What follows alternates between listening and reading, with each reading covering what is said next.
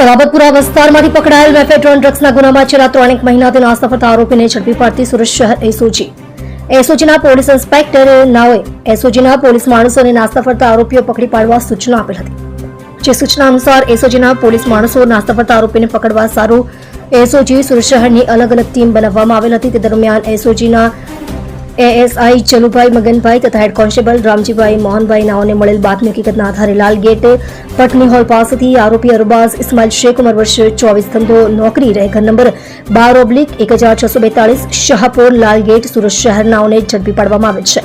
મજકૂર આરોપીની પૂછપરછ દરમિયાન જણાઈ આવેલ કે તારીખ 28/4/2025 ના રોજ સલાબતપુરા પોલીસ દ્વારા રેડ કરી આરોપી ખલીલ લુકવાન શેખ નાઓને 7.400 ગ્રામ મેફેડ્રોન ડ્રગ્સ સાથે પકડી પાડેલ હોય તથા તેના દીકરા તોસીફ શેખને વોન્ટેડ બતાવેલ હોય।